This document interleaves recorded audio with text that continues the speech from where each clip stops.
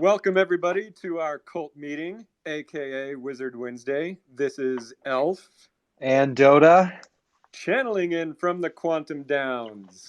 The Kelpies are laughing, Goblin Town is rumbling, and the Black Goat flirts with the Quantum Shadow. Our friend Witch Lilith is on a journey from which she may never return. Time is a circle, my friends, and I myself just finished the wizard turnarounds, and like Ouroboros, Dota will make the generator repeat itself to reassemble all 10,000 wizards with 360-degree fidelity. Dota, I am still amazed that you're going to be able to reassemble all 10,000 wizards in the exact combinations. How are you going to achieve this? Oh, it's dope. So, we've also turned, in the same way that we created 342 parts of artwork for the individual wizards, we're also going to be taking those parts, well, the heads and the bodies anyway. And you and your team have created the turnarounds for it. And so we will write some code for the text in the group. We'll use Node.js to look up all of the attributes of the current wizards, stitch them together, generate the sprite sheets, and then we'll put it up on the website. Um, that sounds really difficult. I, here's what I'm curious about. Like, once we distribute these, is there a possibility that someone is going to say, "Hey, this is not my wizard. Redo it"? Is that You even know, possible? we're going to make sure that doesn't happen. If it does, it's always fixable, but it shouldn't Okay. happen. Okay. Awesome.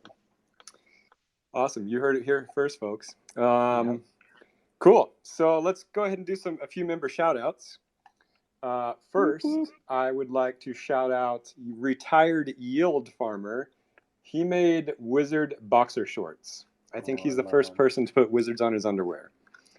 So that was awesome. What was the And tweet? then, What is it? Like, yield farmer in the streets, wizard in the sheets? yeah, no, it was Muggle in the streets, wizard in the sheets. Oh, yeah. Perfect. I love it. Yeah, that was amazing. Yeah, yeah. I'm glad you brought that quote up because that made the whole post. Yeah. Um, yeah, and then I want to give a big thanks to Illusionist Colorman and Dr. Slurp for taking photos of our Miami murals. Those turned out amazing. Oh, so good. I need to update the website actually with the photos that you guys took because the photos you took are actually better than the ones we have up there on the website already. Yep, yep, they're so good. And then I want to give a shout out to Poe's producer. He made his kobold wizard transform transform an apple into a banana to feed a pet monkey. Really cute stuff. And then we tried to get Reese Witherspoon into our cult. Um, we called her Eth Wizardspoon. That was Loch Ness's idea. Apparently, it didn't work. So, We'll get there. We have time. She yeah, just we'll got get her first wallet. yeah, yeah, we'll get there. And then Mindio is working on a nice piece. He turned into a nice rough sketch. Can't wait to see how that one turns out. Then Lazy Fiddler Bee did a really cool piece with a psychic rabbit throwing a tantrum. Zero X Cursed put his let's see, what's the name of this witch? Oh, Hydromancer Diana of the Steppe. He put her in a swamp. What I really like about it is he bought her off of Keyboard Monkey. I've been trying to buy some of Keyboard Monkey's wizards as well. And then Wise Sam the Viper did an awesome animation of an Ember Frog for Ouija.eth. We'll have more Always to good. talk about Ouija later in the cult meeting. Awesome. Yeah, great. Yeah, Wise Sam always does great animations. And then speaking of always great stuff, Ozma Bro did an amazing piece of As always. Yeah, Oh, Alchemist Bozai of the Wood. It's beautiful. It's got this so purple good. affinity to it. It's just stunning. And Cloudy Zan finished their work. We that was for the Cloudy Zan contest we had almost a month ago. It's finally finished. We distributed that piece. It's gorgeous. Magus Tumba, Zela Soul's wizard, did this amazing. I'm calling it a spirograph animation because it just reminds me of those spirographs. Super cool. Dodo, do you remember the spirographs? I love spirographs, but mine would always break. We just had the plastic ones. Yeah, yeah, same. And then to top it all off, Bells to Breathe just has this beautiful piece by, I guess it's Bird President, um, of his wizard sleeping in a library. What I like about this piece is the wizard is sleeping, but it looks like the rabbit is awake and like studying a map or something. So, oh, Bells to Breathe. How would you like to tell us about your wizard at this point? Would you like me to? Is this the time for it? This is is the the time time. for it. Yeah. Okay. So, I think the best way to do this is for me to share um the lore that I've previously written, and then kind of talk about the art piece and what I'm thinking about next. So, Great. I invite everybody here to have a little look at the art piece and explore it as I read through this. So Yeah, hopefully, are you able to share it in this spaces thing? I believe somebody's already shared it at the top. Okay, Dot has already done Yeah, it. it's Yeah, I tried to share it. great. Great. So, just got to find this.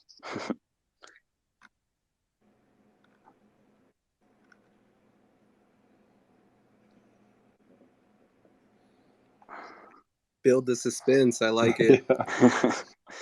Yeah, this is more of me just not having it pulled up right now than anything else. Do you need some more time? Do you want to? No, I'm about to find it. It's in the, yeah, I've got it. Great. Okay. So Adaptation of the Rock. Solitary by nature, Adaptation of the Rock is usually an elusive wizard.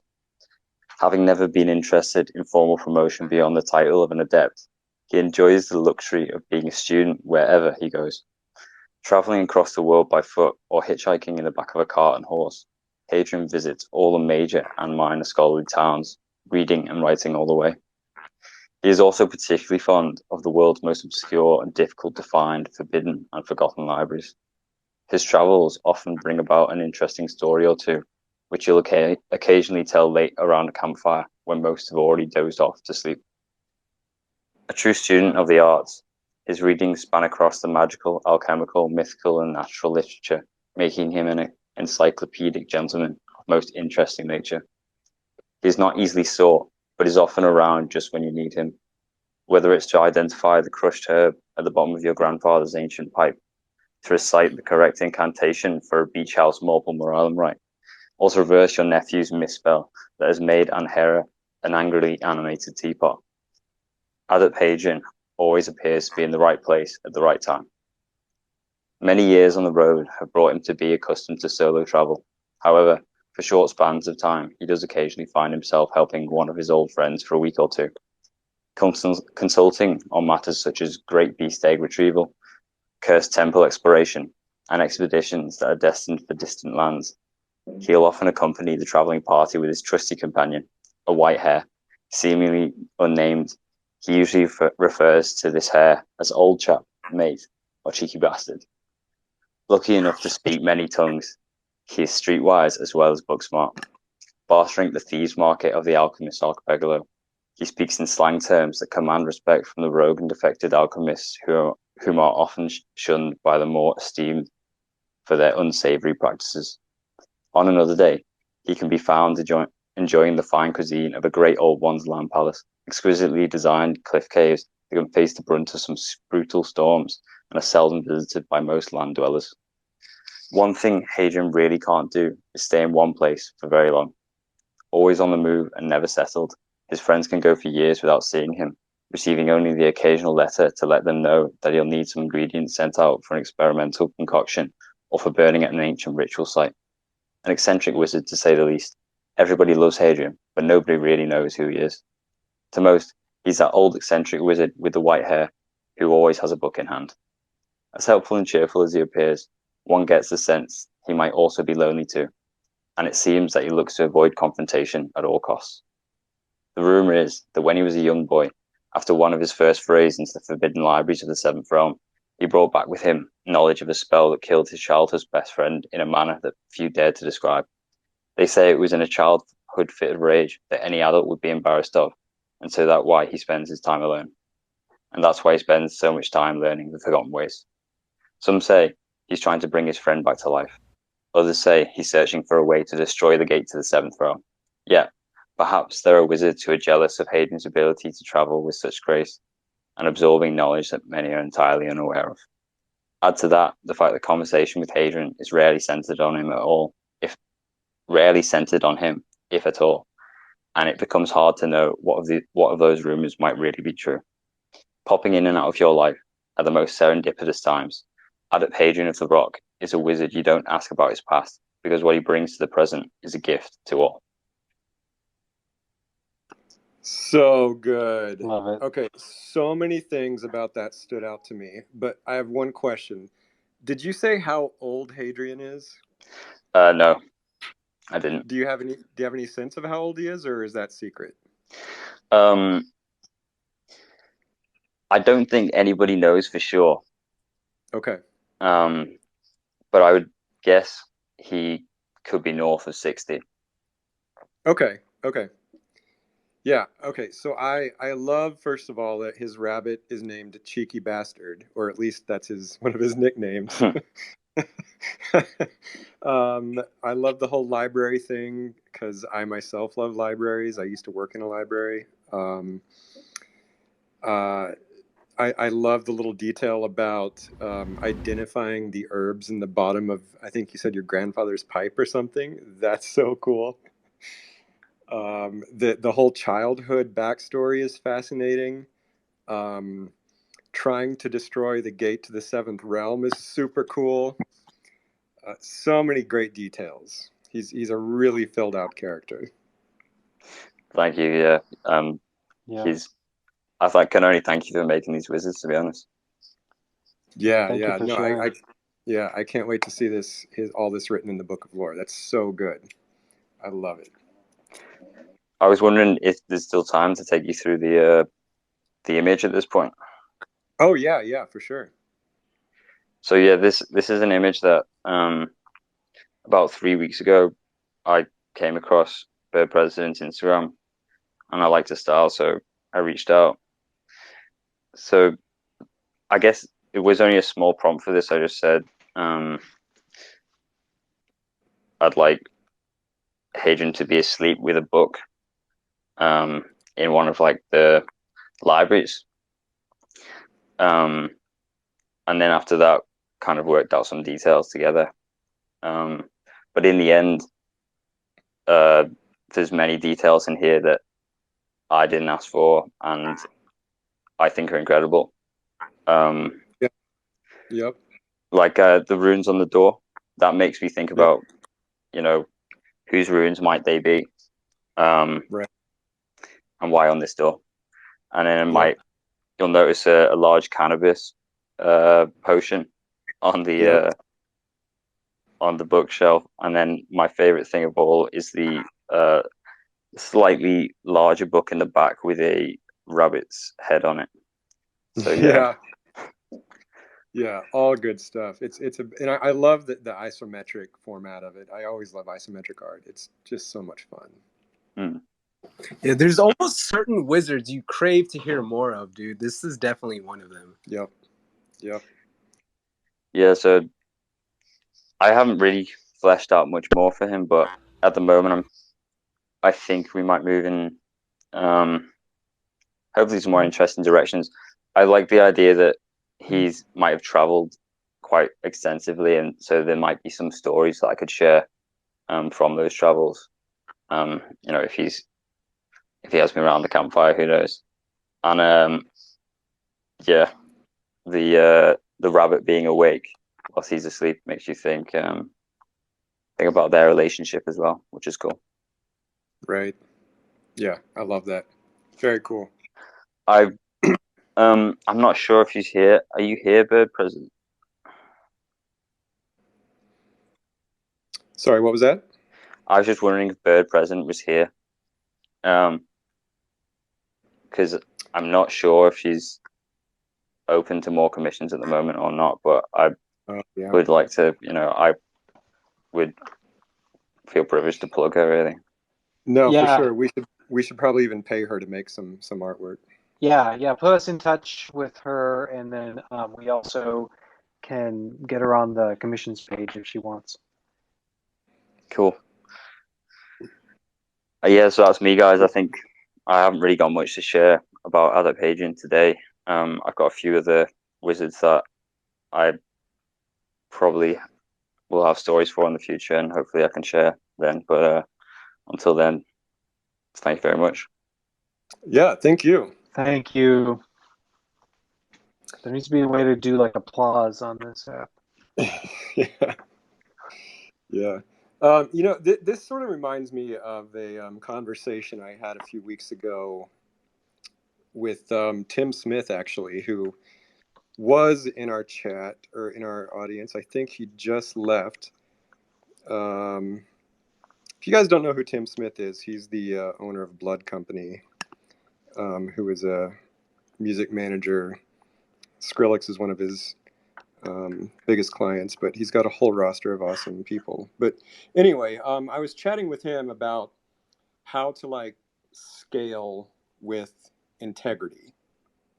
And so let me tell like a little backstory. I used to work at this studio that only made YouTube videos. That was their whole model. They just made content for YouTube. It was sort of a one of a kind thing. It was the only studio in the industry that was doing this, or at least one of the very few.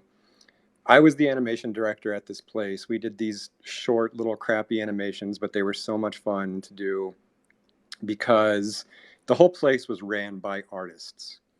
There was really no douchey executives at the top making decisions. Like it was bottom up. It was run on pure creativity, and we could like shoot a video, edit it, and upload it all in a day. And so it was just the whole place was just running on this passionate artistic energy. And the place became so successful, like we were churning millions of views a month, like tens of millions, that after about 2 years of this, Disney, yes, that Disney, bought this studio for like literally $1 billion. And as soon as they bought us, the whole place just changed. And the artistic passion was just almost immediately drained from this place. And so on the one hand, it's tricky though, because like with something like that, you want to grow, you want to get bigger, you want to like bring in more people, but it's just like whenever you scale, the problem is how do you maintain artistic integrity when you scale?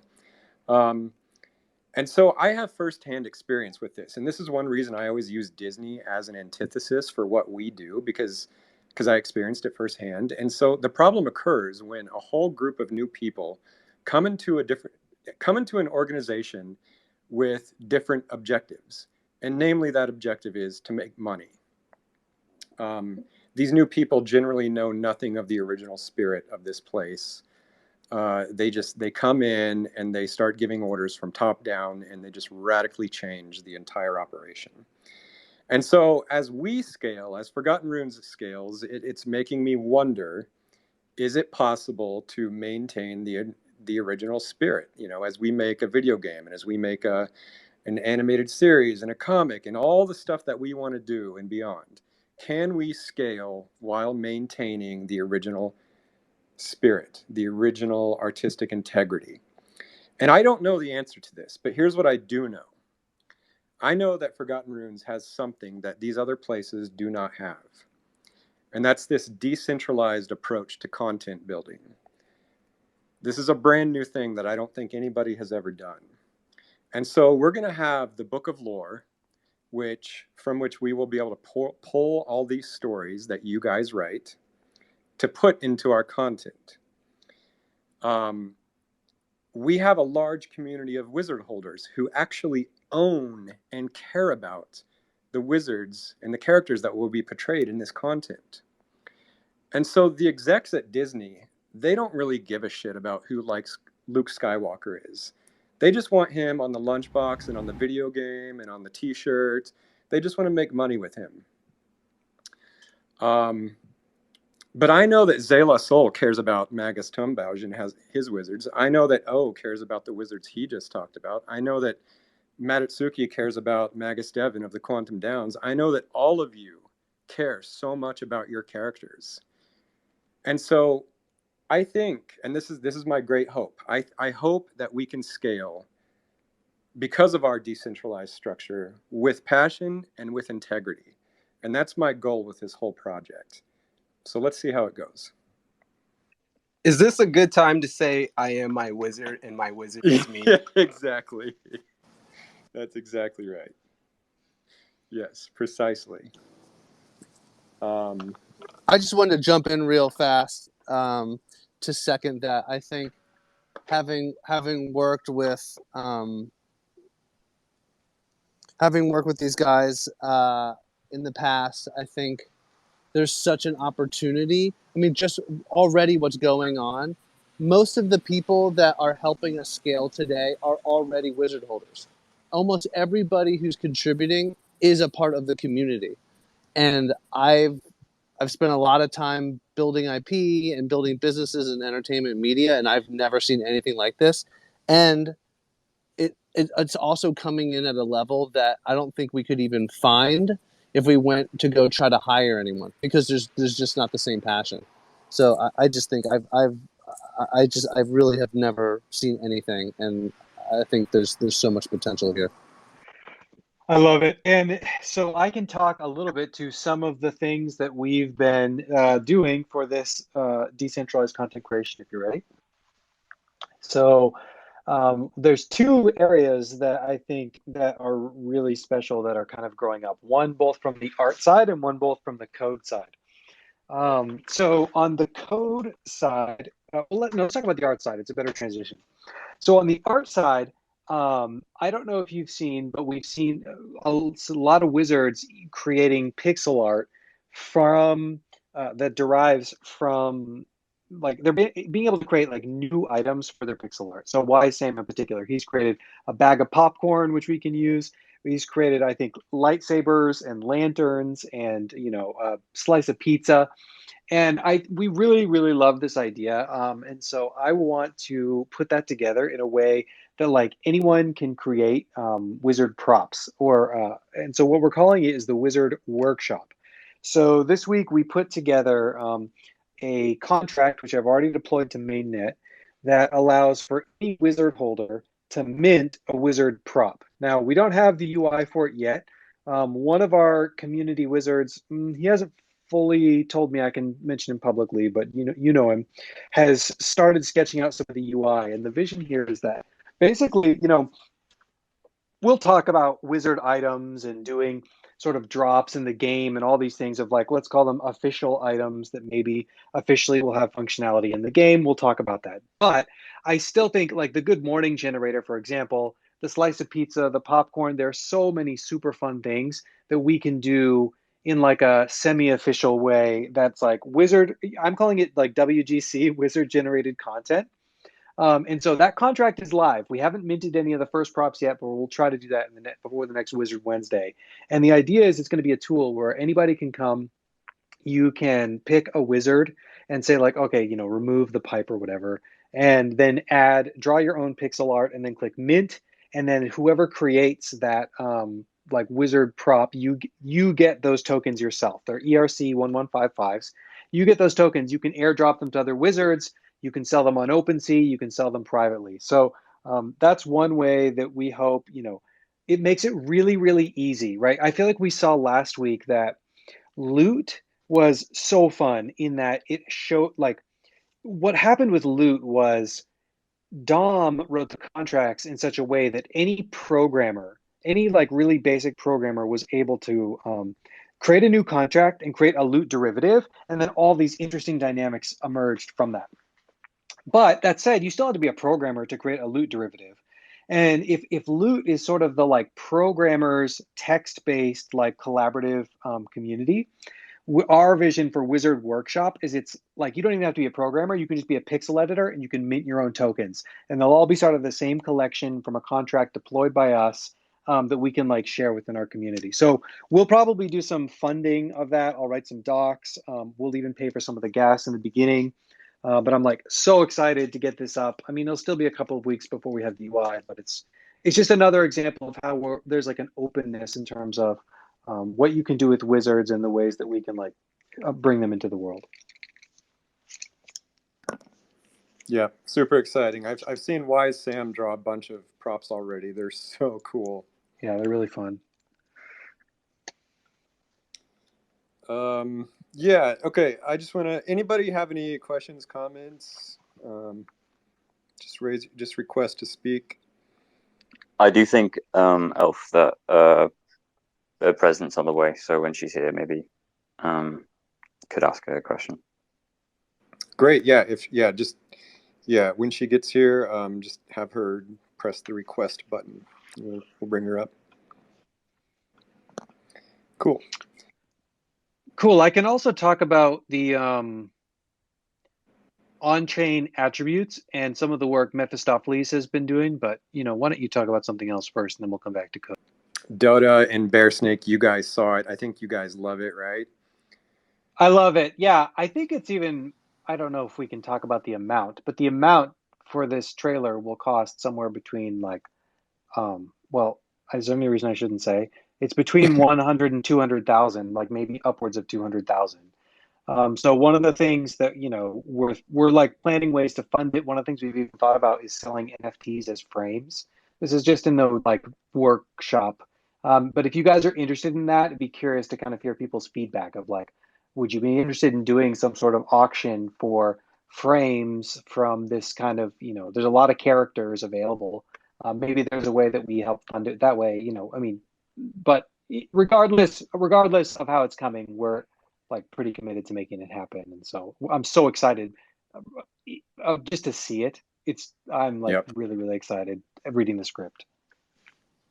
Yeah, the script is incredible, and the shout outs, it's I think what's great about it is it's so true to the community and the ethos of what everybody on this call and the larger community have contributed, while still painting this huge picture of everything that we know this world is going to be. And the level of quality is just, I mean, the level of quality from the studio and from the artists involved is just going to be A+++.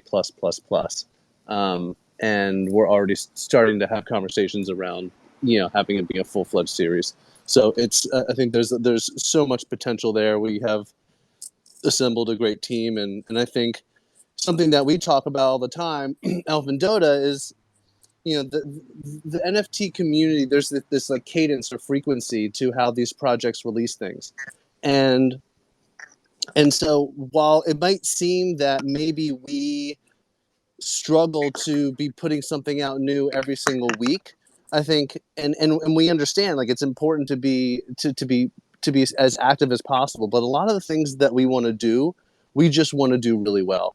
And we want, like, when we drop a trailer, it's not like, oh, that's cool, this little guy's moving a little bit. Like, we want to drop a trailer and it literally melts people's faces. When we do a game, we want to do a game that will last and actually be a game that people want to play. It's not like a 2-minute game. It's not this little thing. And so, it's something that honestly we just struggle with, because when you engage with partners that,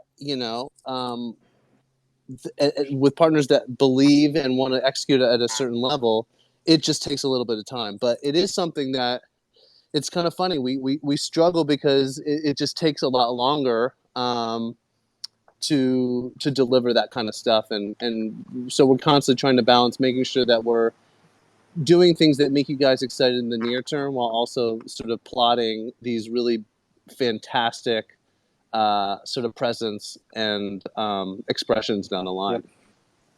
And actually, that's something I'd love to hear from you guys. Like, I think last week or earlier this week there was a chain going on in Discord about how, what more can we be doing to get it out there, and just know that it's a struggle. But would love to hear from you guys about, do you think that we're delivering enough to you guys? How do you feel about us taking our time a little bit more on these projects and delivering things that are way above board? I think that's important for us to know from you guys. I think for me personally, I like to take my time with things, and I appreciate when others like to put time into. So I don't see it as an issue. In the short term, I mean, I think there's a speed at which the crypto space moves at, which can even be so quick it's disorientating sometimes. Like you can miss trends and things move really quite quickly. So yeah, I think it's about balancing those two ways of thinking about long term and short term. Like how do you like take your time as an artist while catching exponential growth curves? That's like really tricky. It's so hard. And we see these trends. We see these trends come and then they go, and you really have to balance what do you try to take advantage of in the moment. But we also don't want to get caught up in things that are going to be really just not that meaningful, and have value in the long term. And so, it's just the cross that we bear here. Not all trends last, I guess. So you're kind of aiming for things that last a bit more, maybe. I believe Bird President's now here. Do you know how to raise your hand? Yeah, Sorry. Edward, you just came to the stage. Hey, Edward. Hello. Sorry, I don't know if if I missed things. My internet connection's a little bit spotty here, but I just wanted to sort of chime in on taking your time versus putting things out there. I think that like the pace that y'all are setting is really nice. Mostly to speak to like the disorienting nature of the speed at which the community can move at some points. Like I think it is nice. Like one of the things that I've really like resonated with the Wizards community is sort of the haven that the Discord feels like. And things that like the content that Loch Ness Monster is putting out is like so nice in the short term to say like, hey, look, we're doing these cool things and here's like an example. And then like the community is obviously producing like amazing art. But then like I remember like looking at the storyboard and thinking like, oh my God, this is incredible. Like I want that sort of detail to be put into this release because like, I don't think that the Wizards is just trying to catch a moment and then move on. And that's what like the speed aspect sort of catches to me. Like when I see all these projects like, oh, we're doing this, this, and this, and then they hit those benchmarks in like a month and then they've got nothing, and I don't feel that from this project. So I think that taking your time is totally acceptable. And I also think that the people who are in this project right now accept and sort of look for that from this project. Great. Yeah, I really appreciate you guys saying that. Speaking of storyboards, we've got another one that's being worked on right now. It's just totally disconnected from the trailer. It's another just standalone story. And then I also want to throw this in there about the trailer and just these other media expressions in general. So I personally bought a few Wizards last week just from my own personal collection. A lot of you seem to notice that. I just want you to know, I am not buying these Wizards because I am going to put them in the trailer. I would never do something like that. I'm not going to put any of my own Wizards in any of this stuff as like an attempt to pump them or anything. The way I choose Wizards for these other media expressions is honestly pretty random. I literally just scroll through the collection, or actually what I do first is I like write in what kind of wizard I need for a specific scene, and then I scroll through the collection. I'm not looking at who owns it, and I'm just like, okay, that wizard looks like it fits, and I put them in the script. So yeah, I'm not gonna like put my own wizards in these things to like pump them or whatever. You have my word on that. And then just furthermore, like if I buy like a mushroom wizard, it doesn't mean like we have some like big mushroom wizard feature that we're getting ready to build out. So, don't like take my buying habits as like an indication of something in the future. Yeah. Um, cool. Uh, cool. So how about or Dota? Sorry, do you want to say something? Uh, so I can talk a little bit more about this idea of integrations. I talked about integrations from the community from the pixels and art side. I could talk a little bit more about integrations from the community on the code side and some of the things our community has been building there. Great. Yep. So, so one of the things that we talk about, I still need to write a blog post. I know I've been saying this since like July, is that the Forgotten Runes Hello, wizards Mayan. are stored completely on chain. There's a lot of like question about this. People will pop in and be like, I don't understand. How does it work? We'll write it up. And this is true. The Forgotten Runes wizards, the pixels, the names, the traits, all of it is stored within transaction data on Ethereum. Why is that important? Because so as long as the Ethereum blockchain exists, you're able to recreate your wizard. Even if everyone else forgets about it, if Ethereum exists, your wizard exists. But here's the problem. There's actually a shortcoming with our method. One of the things, again, let's talk about loot because they're the project of the week. One of the great things about loot is you can actually look up on chain for a given loot holder, like what do they have for for their back? Like what robes do they have? You can read that with another smart contract. And so we call this as programmers, we call this idea composability. You hear this term at DeFi a lot. Are like certain coins composable with other parts of the system? Loot is composable with people building on-chain games. Um, but the wizards, as it exists today, unfortunately, the way that we stored it, they're not composable with other smart contracts. Another smart contract can't say, oh, you're Wizard 76, you have a golden snake familiar.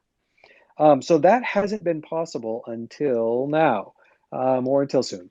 So Mephistopheles, he has put together a set of contracts that will allow us to have that composability. And so what will happen is you'll be able to register your wizard, and it'll store its traits on chain. And so the gas cost for this, we've got it down pretty low. I think it will be below $20 of gas once, well, I mean, not at like crazy NFT drop rates like the last couple of days, but once it sort of evens out, the gas is fairly low per wizard.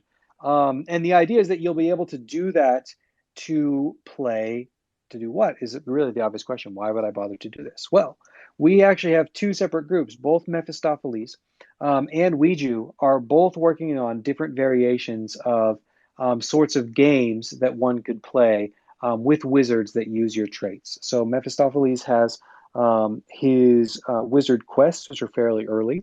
And Ouija is working on a game called Burning Ponds. One of the things that you'll notice is that his avatar is the Ember Frog. And in the lore that Ouija has, the Ember Frogs live in the Burning Ponds. And this game is built for wizards to go on quests, earn rewards, and they will use these on-chain traits. Now, I'm so excited about it. These would be on-chain games. We've talked about doing like the Forgotten Runes metaverse. There's interesting things to talk about there. These are separate from that, but these are games that you'd be able to play and ways that that create integration points for wizards at their like deepest level to work with other smart contracts. And so I'm just so excited about that. If you are a developer, designer, they could both use help on like the front end. They could use help if you want to learn to do Solidity, deploy contracts. They could use help there too. But I'm just really excited to see where those goes. The contracts are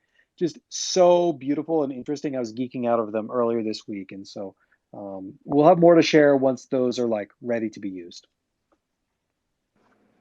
That's awesome. I can't wait to play Burning Frogs. Burning Ponds. Burning Ponds, yeah. Awesome. Is now a good time for me to ask a question of the present? Sure, yep. Yeah. Are you can you speak bird present at the moment?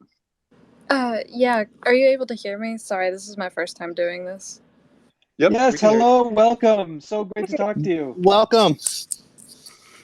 Hi, yeah. So I was wondering if you could speak a little bit about what the process was like for you, and then I don't know, maybe are you opening for other commissions at the moment, or do you have time for that basically? Oh, yeah, I am definitely open to more commissions. But honestly, your commission in particular, I don't know what it was, but I looked at your character and I was like, this has to be something really, really fucking cool. And it's probably one of the most complex commissions that I've done. Uh, but I I want to make those little like it's just like this environment that tells such a like a nice story and just like it's like a little space and I love it. Yeah, I love it too. Thank you. Yeah, we love it so much.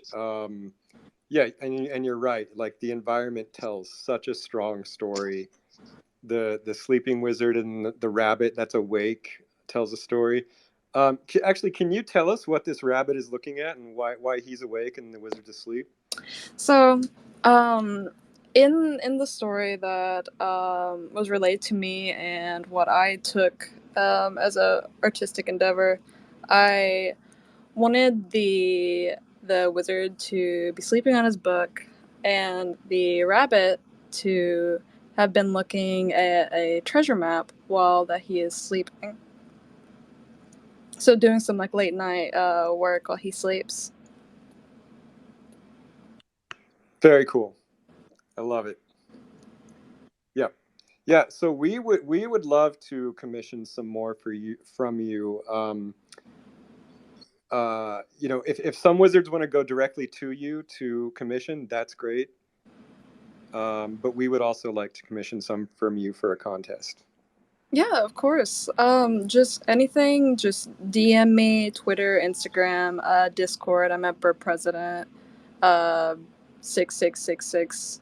You can just find me anywhere. And I look at all of my social media, so I'll know it if I see it. Perfect. Excellent. So good to hear. Yeah, thank you so No much. problem. I'm gonna reach out. I think I need to have one personally. I think I need to do it, Bird. Yes, Bear Snake. Yes. Cool. Okay, we have like 15 minutes left, and last Wizard Wednesday, I promised that I would deliver some lore about the magic system. So, unless Bear Snake or Dodo, you have anything else to add, maybe I'll dive into that. I'm excited. Great. Okay, so first, I want to emphasize. Okay, so last week I talked about the different political factions and what each hat represented. Here's what I want to emphasize, though. This does not mean that your wizard, if they have that color of hat, it does not mean they have to adhere to that brand of politics. Um, I sort of relate it to a red hat or a blue hat in IRL. It doesn't necessarily mean I'm a Republican or a Democrat. Some hat colors can just be straight up colors. Furthermore, we might, and I haven't even ran this by Dota, but we might have some feature in the future where you can change your hat color. Also, by all means, feel free to just go into Photoshop and change the color of your hat if you want, or you can ask somebody in Discord to do it, and then you will eventually write that sort of lore into the book of lore about why they changed their hat color. So, whenever I talk about the overall lore, it's just generalized lore that governs the world, but it does not necessarily apply to each individual wizard. So today I want to just briefly go over the magic system and how magic works in this world. So let me tell you what it's not. Okay, it's not like in Harry Potter where every wizard just goes to school and they can learn pretty much any spell they want. That's not the way magic works here. It's also not like in Lord of the Rings, where wizard magic is very subtle and hardly ever seen. Um, if I was going to compare this to another universe, I would say it's either sort of like X-Men, where every X-Men has like a set of powers that they're sort of born with. They don't necessarily learn other powers. Um, Another good comparison I like to make is Naruto. If any of you are anime fans, every ninja in Naruto sort of has like a specialty of ninjutsu that they learn, and they can sort of expand on that specialty, but they don't really go outside of that specialty unless they're like some super like elite ninja that can do that. So that's sort of like the comparisons. Basically, let's see. So every wizard in the collection, so many of them actually come with a spell. So the Pyromancer has like a fire spell. So basically, this means like if you have a Pyromancer, all of your magic is generally going to be in the fiery territory. Same with Hydromancers, or if you have a death spell, you're going to be a master of like death magic. Now, some of the wizards have items. What does that mean? So I think what that means is your wizard can sort of work their magic through this item. There's a lot of creativity that can be had here. You can sort of create your lore around like what does a wizard do with a golden goblet or a vial of blood or a Venus flytrap. That's sort of how their magic is guided. And then some wizards, of course, have staffs. That's even maybe more broad. Your wizard can use almost any kind of magic through that staff. And then, of course, some wizards have no spell or item at all. A rune can be either a source of power or it can impose a limitation. So that means, like, if you have a pyromancer, but they maybe have like a water rune, what does that mean? Does that mean like they are defensive against water and they're offensive with fire, or vice versa? It's up to you to sort of decide what that is. Maybe it's some sort of fire water magic hybrid. How weird is that? So yeah, the runes just sort of flavor the magic, and they can either be a source of power or a limitation. Now, on top of all that, every wizard in the world, there's various degrees of talent. Not all the wizards have totally mastered the magic. Some of them are absolute geniuses and can maybe even do spells outside of their specialty. And some wizards are quite amateur. But here's the one thing that seems to be constant. The more powerful the wizard, the more disconnected from reality they become. So magic comes at a cost. Magic can often drive many of its users insane. And so this is sort of an internal battle that every wizard must contend with. How far should they pursue the arcane arts, and at what cost? Because it seems that the farther they go on their magical path, the more their humanity is sacrificed. So keep that in mind when you're trying to make your wizard all powerful. It comes at a cost. Like, I know everybody wants to like make their wizard like the most powerful wizard in the land, but I gotta say there's risk in doing that. Not everybody can be powerful, and like, think of it in terms like Gandalf. Like, he is an extremely powerful wizard, but he rarely shows it, because he's kept his humanity intact. Whereas Saruman, for example, is extremely powerful, but he let himself go, and it's corrupted him. So, I think when you construct your wizard biographies with that in mind, you're going to get a more well-rounded, interesting character. And that's all I'll say about the magic today. There's definitely way more to it. There's a lot of sources of magic on the map: the quantum shadow, the infinity veil. All of these things influence magic, and also, like I said last week, the different hat colors. These wizards all approach magic in different ways. The white wizards hide their power level. The blue wizards actually think technology is more powerful. The green wizards are focused on just nature magic. So these are other things that influence magic. Dutta, what do you think? I want you to use my wizards in the show. I don't know what kind of magic the Muppet Dota wizard has. I really don't. Whatever it is, I'm scared. Yeah, totally. He just sings. He's a really good singer. Yeah, that's true. That's true. And he's got the world egg, which is actually quite a rare item. So I had a quick question. Did the heads, each head, like race or class, have like an agenda of their own? Yeah, I mean, like I always say, each individual wizard is unique, and they don't necessarily have to ascribe to their race or their politics or their hat color or whatever. That said, there probably will be some lore written about like who are the imps, who are the darklings, who are the wolfkins. But as I always say, even if I write like some lore about the wolfkins and your wolfkin doesn't want to abide by that, then that's totally fine.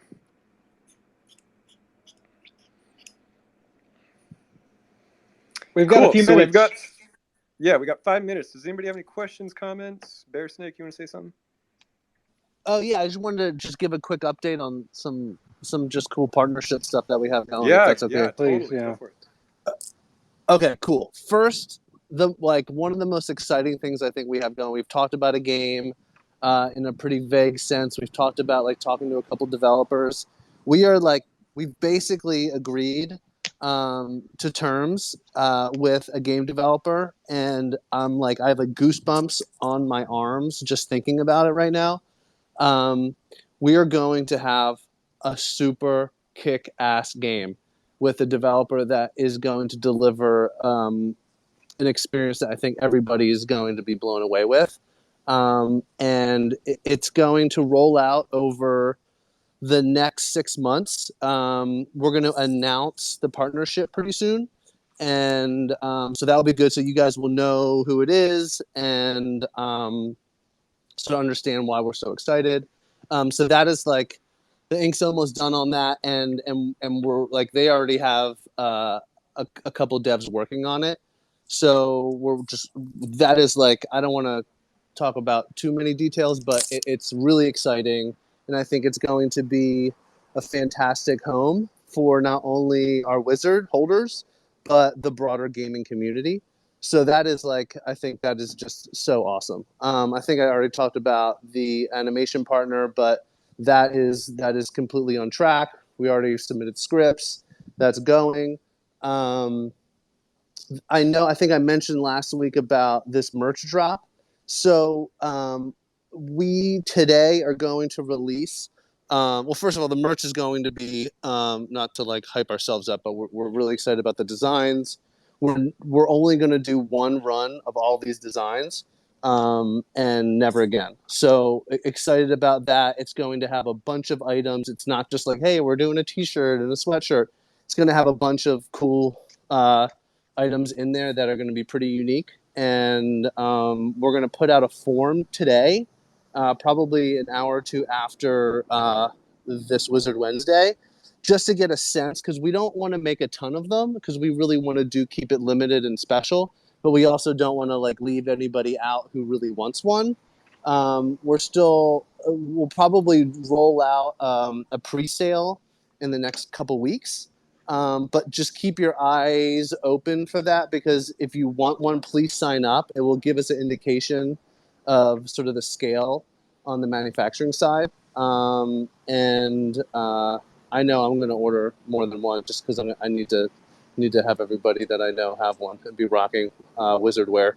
But so that's happening. So I think it would be nice to put some physical items in people's hands, and it's definitely going to be an experience. We want people to be. We'll talk more about it as we get closer, but We want it to be like an unboxing experience. We want people to film opening it. We want people to take pictures of it, and I think it's going to be worthy of all that. And then lastly, I know we ran not a competition, but sort of a raffle around the glass piece. We got a video of the finalized glass piece. I think it's getting shipped out tomorrow or the next day, and it is so cool. It's really amazing to see these wizards in all forms, and I haven't seen anyone make an NFT out of glass, and I think Snick really delivered on. So excited to, you guys will see that, we'll post about it, and I think those are just sort of the main updates. So just throwing that stuff out Hey there. Bear, can I ask you a question? Of So you course. said that they're going to be limited runs, but well, I guess I have two questions. Will it be limited? You know, I know you said there's going to be a form, but are we going to have to like rush to the store and try and buy? It would be one question, and then two, can we purchase this through both, you know, fiat and ETH, or is it just going to be like credit card only sort of deal? What are you thinking? All Yeah. right, working backwards, definitely going to be able to purchase through ETH. There's some things that we're working through, but Doda, correct me if I'm wrong, but I think that's the goal The here. goal here is ETH. Yeah, to buy an ETH and maybe even not fiat, but maybe fiat, because I think we're trying to use some off-the-shelf tools for this because we're not going to like do an NFT in the middle. Like we've looked at some of the other projects that do that, and like what happens is like the NFT becomes like a speculation vehicle sometimes. And like maybe that makes sense for some fun things, but for this we really just want like people to be wearing wizard hats and for them to be special and like in your home and not be flipping like a $15,000 like NFT that you could burn for socks, you know, just like let's just do this straight. Yeah, I mean, I asked only because I'm a little ETH poor right now, and I would like to own Oh, most, if you'd not rather do all of fiat. this. Well, only Cool. yeah. Well, that's why. Yeah, I asked because like Sure. I want this, but I don't going through the either process of buying more ETH or selling something for it is Oh, that's great. so so Yeah, that's helpful. Let me take a poll. I'll take a poll in the secret tower right after this, and like I'll try to provide both options because that makes sense, right? It's like when ETH is up, maybe you want to use your ETH because you're like ETH rich, and then like when ETH drops, whatever annoying amount it just dropped, then it's like easier to just pay cash. Cool. And then in terms, Oh, oh, on the, I was just gonna sorry. say, and in Yeah, terms go of ahead, Doda. rush, I mean, I think the plan is we're not planning about tweeting about it. We want it to be like within the cult kind of like our like on order of what we're thinking of running is like around 200, maybe 300 or a little more. Like if we get some sort of like overwhelming like if, like everybody in the Discord and all of a sudden there's 1,000, okay, we're probably gonna have to trim that back. Like we probably won't do run 1,000. We'll probably run on order between like 2 to maybe 500 or 400 be the max. So we'll try not to like invent some like gas rush.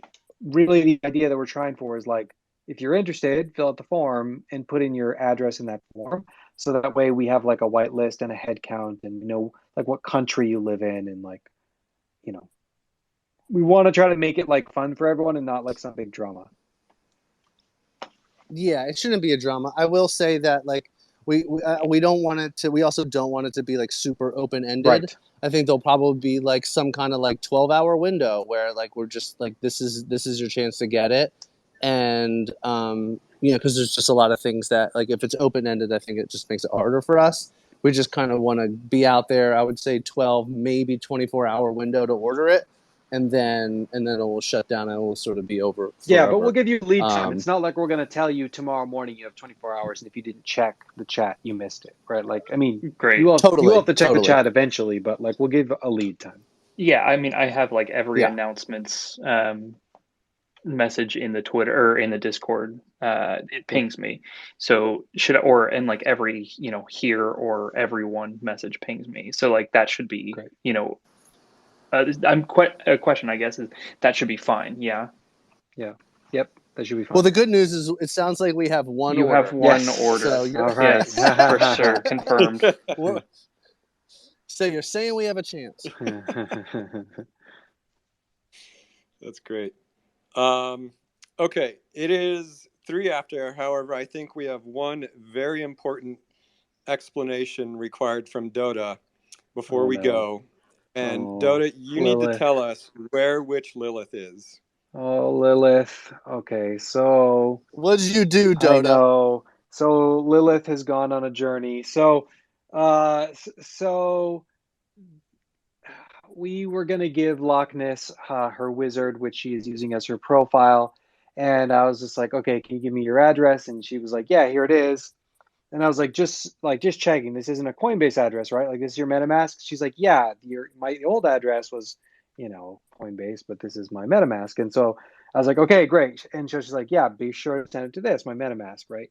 And I, being a dummy, copied and pasted her Coinbase address, and that is where I sent poor Lilith. So Lilith has gone to the Coindom Downs, and we are just going to have to wait for, that the Coinbase still has those keys, and so, when Mike Damaris gets SoldierBoy.eth, then we will finally get Lilith back into our community. But for now, that's where she rests. But Loch Ness can still use her as a profile because she doesn't belong to anyone else. But I'll be a wealthy man if they hand any keys out to anybody. Okay, good. I'm glad to hear that. So we'll all be hoping for the same thing.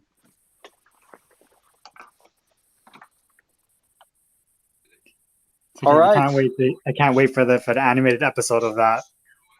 Yeah, right. Yeah, exactly. Can I say something real quick? Yeah. Yes. I just wanted to thank you guys for having me. I really appreciate it. Yeah, thank you. We're Absolutely. happy to Thank have you. you. Yeah. We hope Yeah, to no see more problem. of you. Yeah. Loch Ness, did you want to tell us anything about which Lilith, what she's doing in her journeys right now? She's in the Quantum Downs, as Magus Devon has put it. I just wanted to put on the record that I shed a tear when I tried to go looking for her. Oh no. Hey, she's got a candle to guide her and a very intelligent fox. So I think she'll be all right. Yeah, she's out there being just as mischievous as the fox, so. Yeah, exactly. More on that lore later. There you go. Ouija, you just came up. Do you have anything to say? Hello guys. Yeah, sorry. Just too many community calls happening at the same time, guys. I missed everything. Did you guys discuss the on-chain storage of trades and affinities already? Sorry. We did. Let's focus. We'll talk again a bit about that this week. I'd love to have you come up next week and we'll talk about it. Awesome. I think we're out of time for today. No. Great. Anyhow, just shout out to everyone here. You guys are awesome. All right. And the really nice, thank you. What's it called? The all-rounds of the Wizards. I don't know what. Yeah, we'll drop those out this week. It's insane. Great. Thank you. Okay, guys. Thank you so much. This has been Elf. And Dota and Bear Snake. Bear Snake. And Bear Snake and Loch Ness and O and the whole cult channeling out from the Quantum Downs. Good night, everybody. See you, everybody.